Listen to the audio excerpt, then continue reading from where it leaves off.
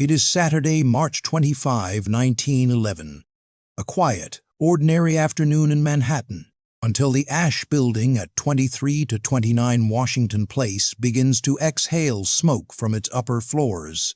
From the street it looks solid, modern, permanent 10 stories of brick and steel holding the weight of commerce. Then a dark plume stains the sky, and the building's top windows glow with a light that is not sunlight.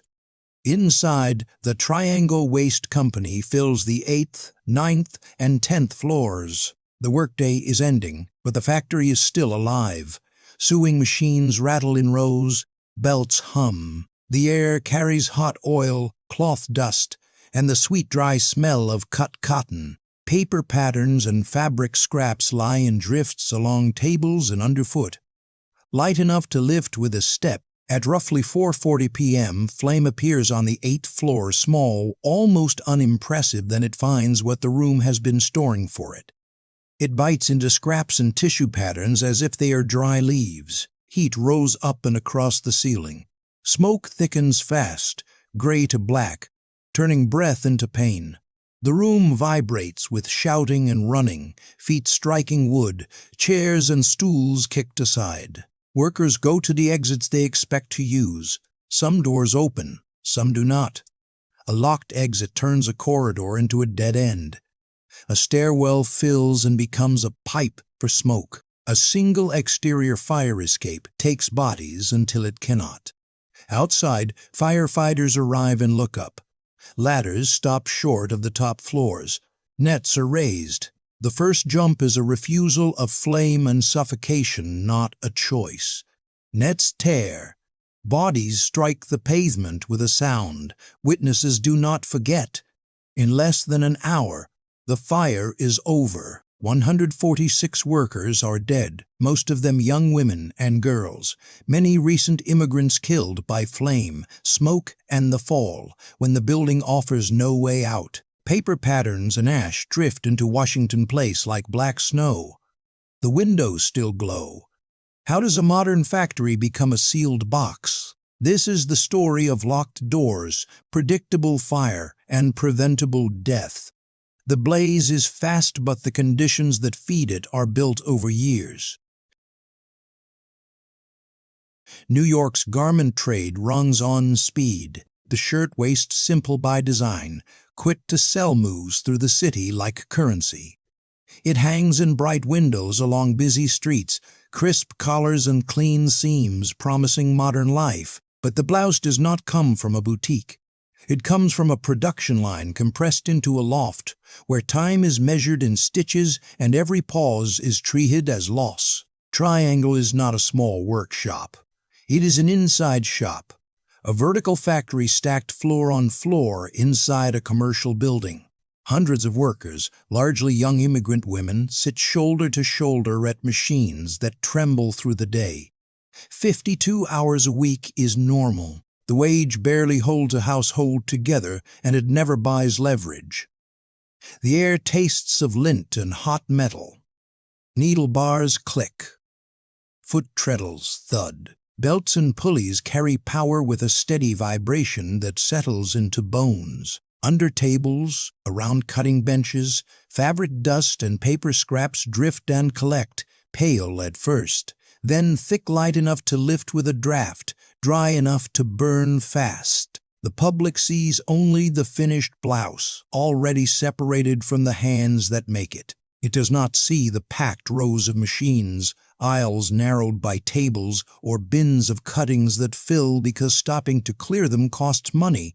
Efficiency is praised as if it is neutral. Here it means continuous operation under pressure, faster cutting, faster sewing, faster shipping. It means the workday ends with the room still loaded, unfinished bundles on chairs, patterns stacked, scraps left in place, because the next day must start without delay. The era's logic treats fire as a nuisance, not a predictable system-level threat. The factory's doors are managed for control against theft, against breaks, against organizing, rather than for escape. The building is sturdy, the street is busy, the commerce is loud, And the danger stays hidden behind brick and routine until it is too late to negotiate with it. If you value industrial history documentaries that name the mechanism, not just the tragedy, subscribe. Not for spectacle, for memory, and for record. To understand the death toll, we have to understand the factory as a machine and how a machine fails. A loft factory looks calm until it ignites. From the outside, it is brick, steel, and windows. Inside, it is fuel arranged in straight lines and called productivity. On the triangle floors, cutting tables generate scraps all day, thin cotton fragments and tissue patterns, dry as tinder, light enough to float with a passing body. Finished shirtwaists hang close by, stacked and bundled for speed. Under a cutter's table sits a scrap bin. It is treated as housekeeping, a place to toss what is left behind. In fire terms, it is a box of kindling fed for months.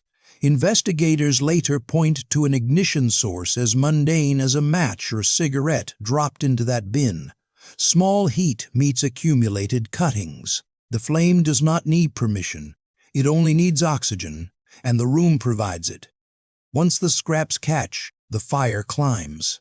Hot gases rise and spread along the ceiling first because heat is lighter than the surrounding air. The ceiling layer grows hotter by the second, and everything beneath it begins to preheat: paper, cloth, hair, skin. Radiant heat turns nearby fabric into a ready wick before the flame even touches it. When enough surfaces reach ignition temperature, the fire surges, and what looked like a localized burn becomes a room-scale event. This is not a dramatic explosion. It is convection and radiation doing exactly what physics predicts in a space packed with combustible material. The building's vertical arrangement amplifies the danger. Stairwells and elevator shafts act like chimneys, drawing smoke upward and pulling heat into the same routes workers need for escape. A routine Saturday ending hides an ugly truth. In a loft factory, fire does not need time.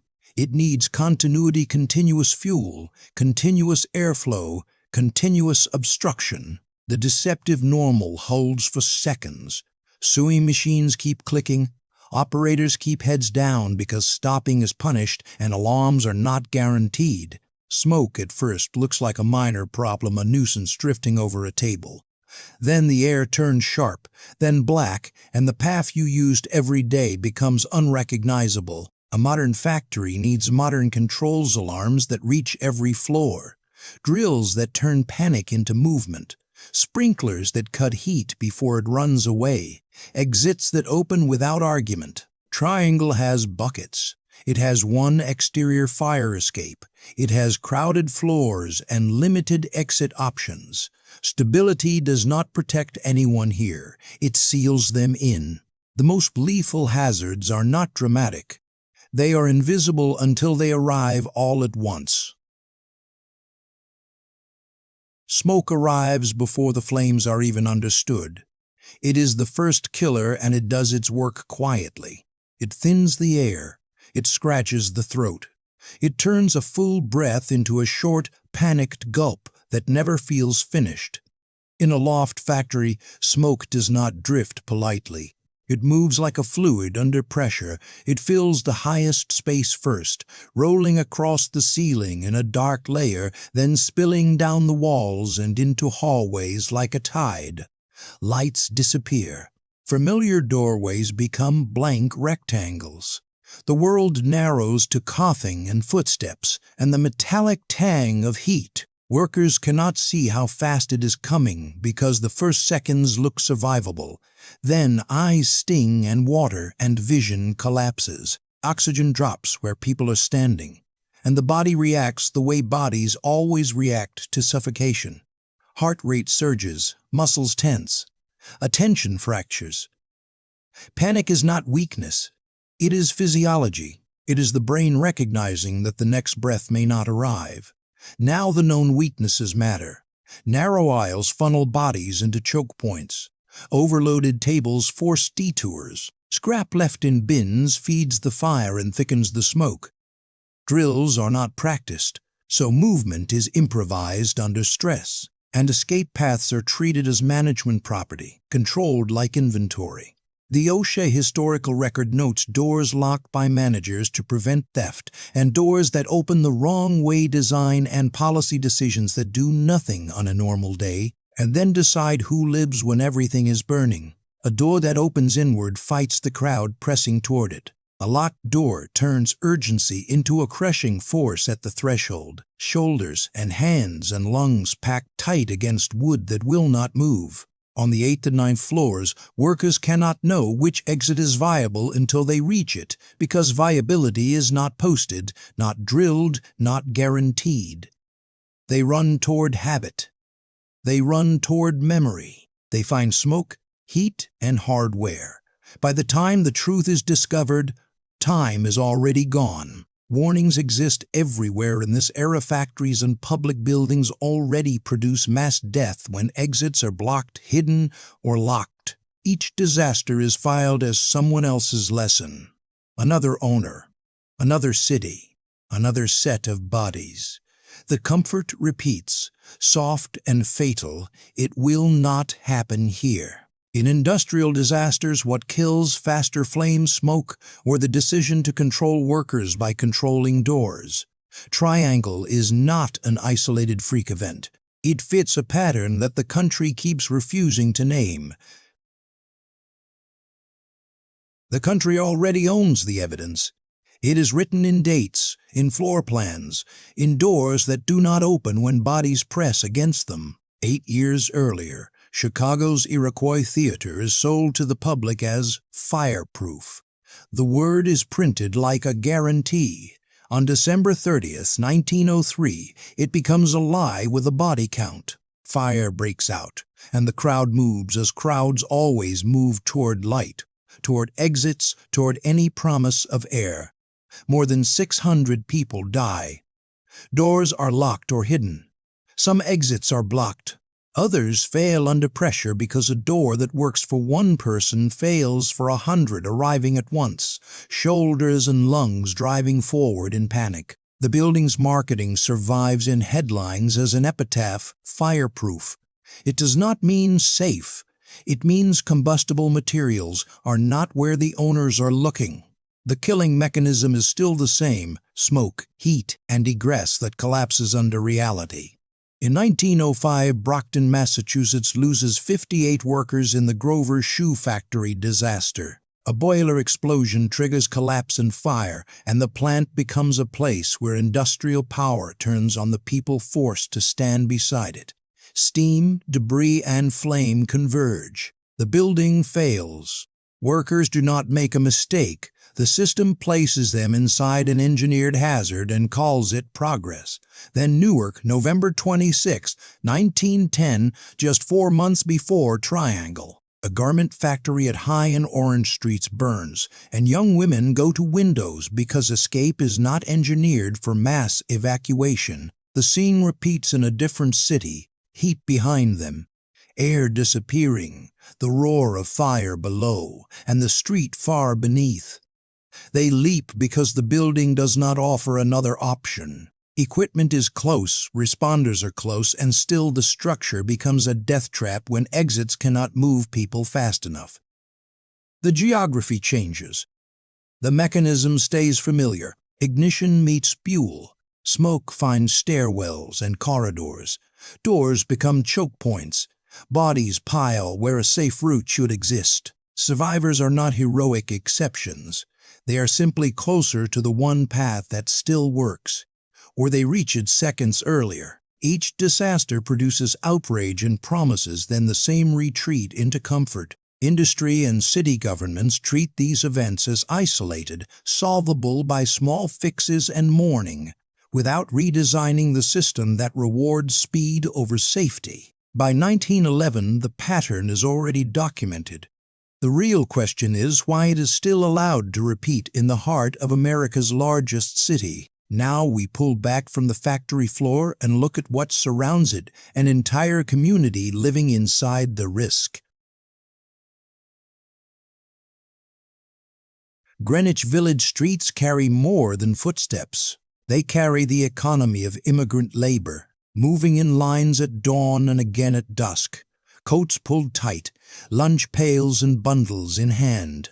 The walk from crowded tenements to loft buildings is short, but it crosses an invisible boundary. Home is cramped but familiar. The factory is orderly but controlled. From the outside, the Ash building looks stable, modern, safe enough to trust with a day's life. Inside, Triangle's upper floors hold roughly 500 workers, stacked high above the street where help cannot easily reach. Shifts stretch across 6 days, long hours bent over machines that never stop humming.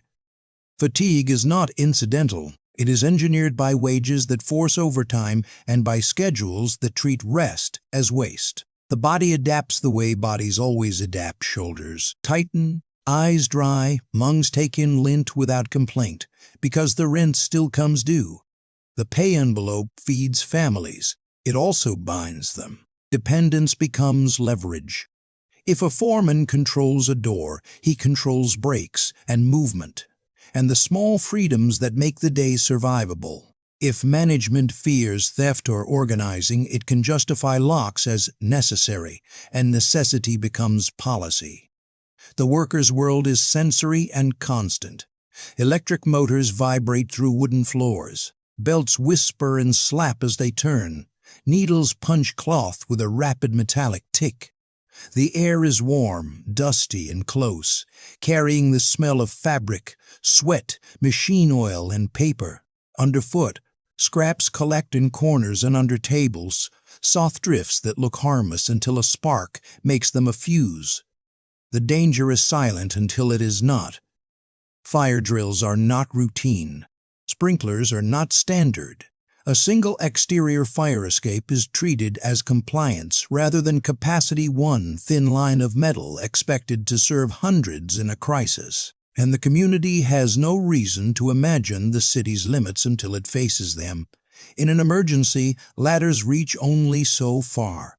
They stop at the 6th floor. The factory floors are higher. That gap is not abstract. It is distance measured in lives.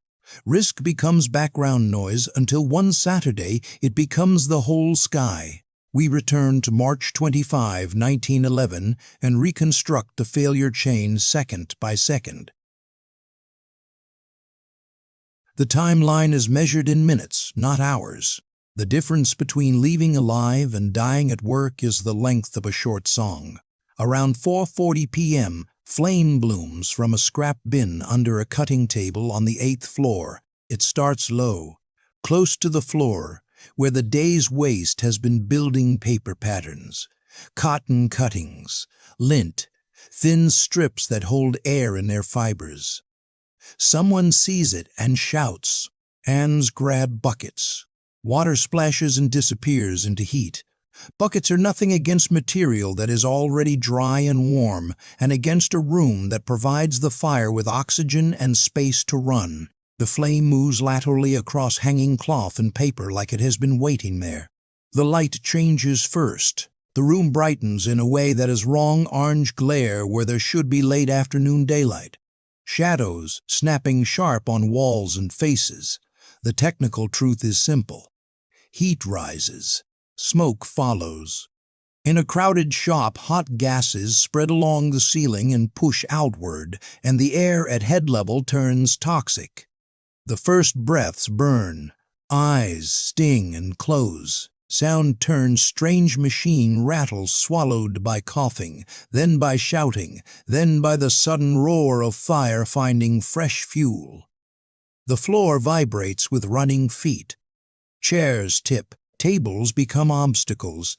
In the rush, a narrow aisle becomes a funnel. Workers run for exits they expect to use. The first failure is access. A door is locked, or it opens inward into the crush, or it is reached too late through smoke that collapses visibility to inches. A corridor that looks like a path becomes a trap. The second failure is vertical.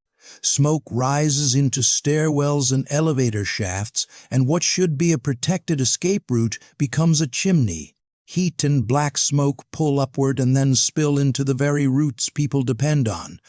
Breathing becomes a fight, and the fight is lost quickly.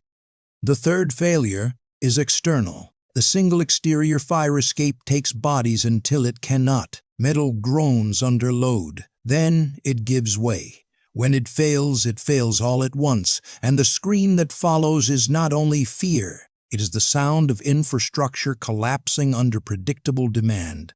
Elevators make a few desperate trips, but each trip is a gamble. Smoke enters the shaft. Heat attacks cables and mechanisms. The doors open onto panic, hands slamming controls, bodies trying to force space where none exists. Outside, firefighters arrive and look up. Their ladders reach only to the 6th floor. The factory floors sit above them, the 8th, 9th, and 10th, out of reach as if they are on another building entirely. Then physics takes over. When heat and smoke block the exits, a window becomes the only air. The leap is not a decision made calmly. It is the body rejecting flame and suffocation. People jump and fall as the crowd below watches. Helpless, nets tearing, the sidewalk turning into a landing zone. This is the climax, and it is not cinematic. It is mechanical. The fire starts inside a building, but the destruction does not stay there. The building no longer contains its own disaster. Gravity and glass do not respect property lines, and neither does panic. Windows shatter.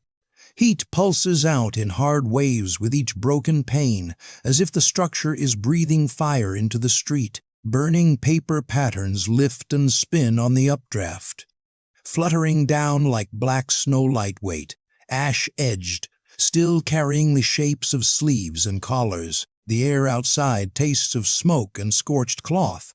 It settles in the throat and will not leave. Washington Place fills with people. They move back when the heat surges, then drift forward again, pulled by the need to understand what they are seeing and the instinct to help. The soundscape changes by the second. The roar from above, shouted warnings from below, the snap of breaking glass, the sudden sickening quiet between impacts. Bodies fall into the street. Debris follows splinters, metal, scraps of burning fabric, pieces of a workplace turning into projectiles. The city's response collides with the building's limits. Firefighters arrive and face a hard fact of equipment and height. Ladders do not reach the top floors. Nets are stretched and held by men bracing their legs against the pavement, hands locked on ropes, eyes forced upward. Nets rip under repeated impacts because fabric and rope are not designed to absorb that kind of energy again and again. Firefighting shifts from rescue to containment, not because responders do not want to save people, but because rescue requires access to the floors where the trapped are located. The building stands, but the interior turns into a furnace, and the stairwells and shafts that should carry people out carry smoke and heat instead. The street becomes a mass trauma site. Witnesses inhale smoke and watch bodies hit stone. Responders step into danger zones where debris rains down without warning. People are struck by falling objects. Others stumble, blinded by tears and ash, trying to find space to breathe. The factory's products, patterns, cuttings, blouse fronts scatter into the neighborhood like a grotesque inventory list made airborne. The commerce of the city drifting and burning above its own customers. Containment is impossible because the core failure is not only fire, it is egress. When exits fail, the only escape is a window, and the only ground is pavement. The city can fight flames, but it cannot unlock doors from the sidewalk. When the smoke clears, the number remains, and each digit represents a person with a name. The fire ends, and the number begins. The final count settles at 146 dead. The ledger is blunt. Most are women and girls. 123 female victims and 23 male victims are commonly recorded. The dead are not anonymous to the people who wait outside. They are teenagers and young adults, immigrants building lives in a city that sells their labor by the hour and spends their bodies in minutes. Death comes in several forms, all of them physical and immediate. Some burn where they stand, overtaken by heat that strips oxygen and turns cloth into a torch. Some suffocate in piles at doors, bodies pressed into the same narrow space because the exit does not open fast enough or does not open at all. Some fall from windows because the building offers no other exit and gravity finishes what smoke begins. The street that usually carries carts and foot traffic now carries the aftermath: ash on hair, soot on collars, the metallic smell of char and wet stone where hoses run. Families search for missing daughters, sisters, wives. The search is not only emotional, it is logistical, cold in its procedure. Names are written and rewritten on lists. People move through morgues and temporary viewing spaces, scanning for a familiar shape, a piece of clothing, a shoe. Identification is not clean. Fire removes faces and fingerprints. Heat warps what should be recognizable. Grief becomes a line, a clipboard, a murmur of Yiddish and Italian and English in a crowd that keeps asking the same question and keeps receiving silence. The neighborhood's economic engine breaks for a moment. Not because employers choose to stop, but because the workforce is physically gone. The tone shifts toward memorial because the horror is no longer moving. It is counted. Each body is a silence where a voice used to be. A chair empty at supper. Rent unpaid because the wage earner is dead. The city watches funerals and processions, black clothing against gray streets. And still the factories around it continue to run. The ironies are sharp and cruel. The blouses survive in wardrobes. The makers do not. After the funerals comes the official story, and official stories often protect the system that caused the deaths.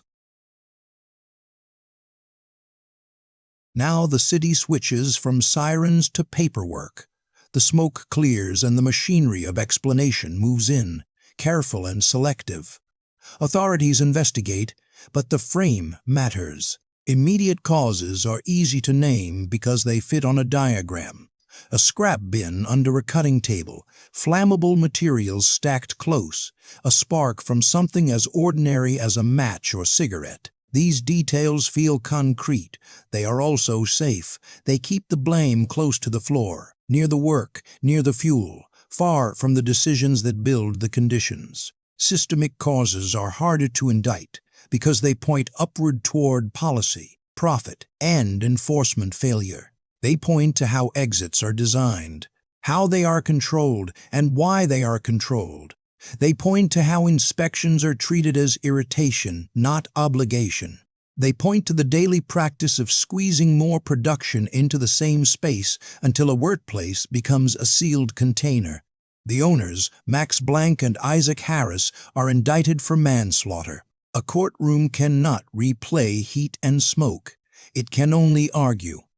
The trial becomes a contest over what can be proven beyond doubt, not what the city already knows in its bones. Lawyers fight over the specifics of a locked door and who can swear to what, over whether a witness remembers the exact position of a latch while the room is filling with black air.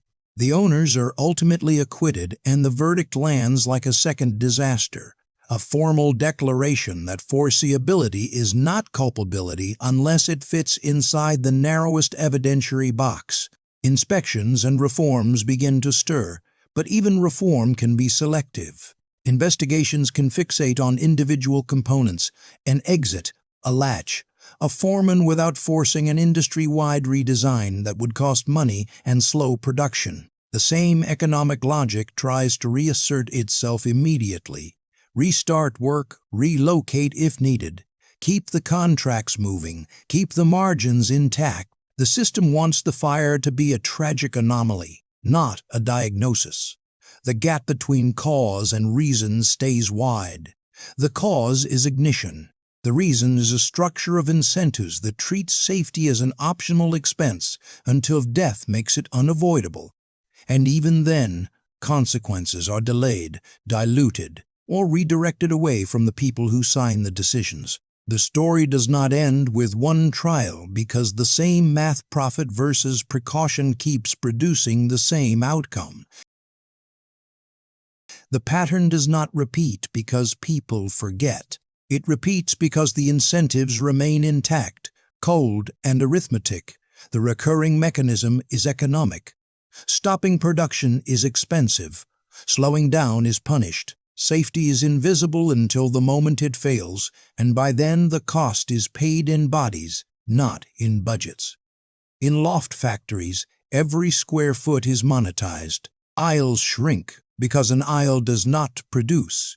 Exits become inconvenient because an exit is not a machine. Tables push closer together. Bundles stack higher. Scrap stays where it falls because clearing it takes time, and time is treated as theft from profit.